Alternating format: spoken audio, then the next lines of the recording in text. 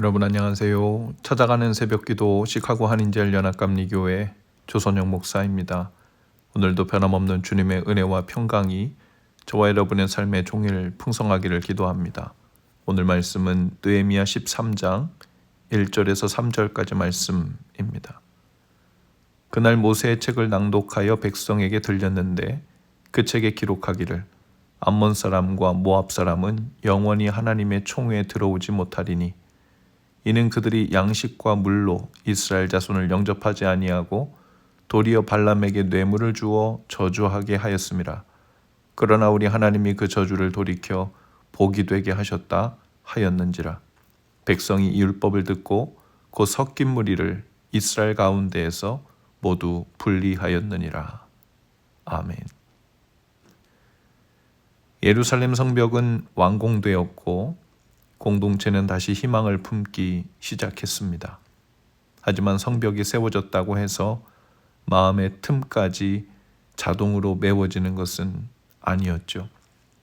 성벽을 넘어오는 것은 이방의 대적의 군대만이 아니라 조금씩 그러나 분명하게 스며드는 영적인 타협이었습니다.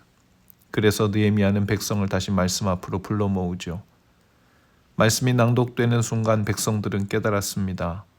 하나님의 총회에 들어올 수 없는 암몬과 모압 사람들, 곧 섞인 무리라고 불리는 사람들이 공동체 깊숙이 들어와 있었던 것이죠. 과거에도 이방인과 절교하겠다고 결단했지만 시간이 지나면서 마음은 흐려지고 기준은 흐릿해지고 믿음의 길은 익숙함에 묻혀버렸습니다. 믿음은 한 번의 결단으로 완성되지 않습니다. 한 번의 눈물, 한 번의 헌신, 한 번의 회개로 평생을 지탱할 수는 없는 법이지요. 그래서 말씀은 우리를 계속 데려와 다시 비추어주고 점검하게 하고 다시 결단하게 하고 다시 일으켜 줍니다. 말씀은 우리 영혼에 바로 이 요청을 하는 것입니다. 다시 거룩하라. 다시 나에게 돌아오라. 오늘 본문 2절은 또 하나의 중요한 고백을 드러내고 있는데요. 암몬과 모압은 이스라엘을 저주하려 했지만 하나님은 그 저주를 도리어 복으로 바꾸셨다고 했습니다.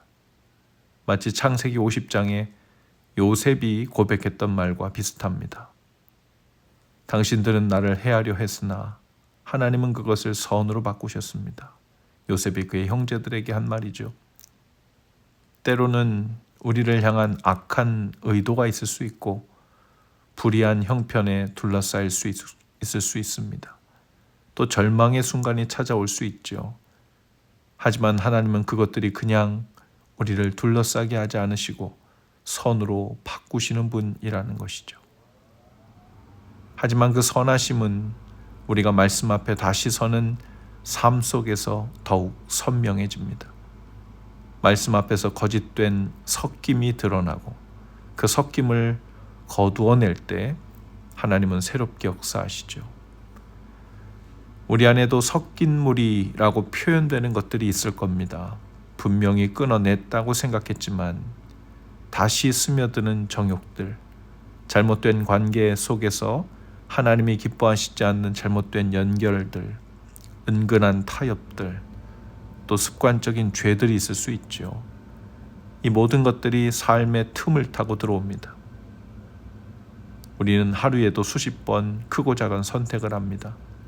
하나님을 향한 마음을 지킬 것인지, 편안함을 따라갈 것인지, 말씀 앞에서 정결함을 구할 것인지, 익숙함에 묻혀 지낼 것인지. 여러분 마음의 성벽을 세웠다면 이제는 마음의 문을 정결하게 지키는 일이 남아 있습니다. 말씀 앞에 서서 우리 안에 무엇이 섞여 있는지를 분별하여 분리해내고 다시 주님께로 돌아오는 것이죠. 그때 하나님은 우리가 생각하지 못한 방식으로 저주를 복으로 바꾸시고 절망을 소망으로 바꾸시는 일들을 행하실 줄로 믿습니다. 기도하시겠습니다. 주님, 오늘도 저희가 말씀 앞에 다시 서게 하옵소서. 저희 안에 스며든 모든 섞임을 비추어 보게 하시고 거룩한 결단으로 다시 일어서게 하옵소서. 악을 선으로 바꾸시는 주님의 손길을 경험하는 날 될 수 있도록 인도해 주옵소서. 예수님 이름으로 기도합니다. 아멘. 여러분, 오늘도 말씀 동행으로 화이팅입니다. 오늘 저녁에는 올해 마지막 월삭 금요 기도회가 7시 30분에 있고요. 내일은 찾아가는 새벽 기도회로 전환됩니다.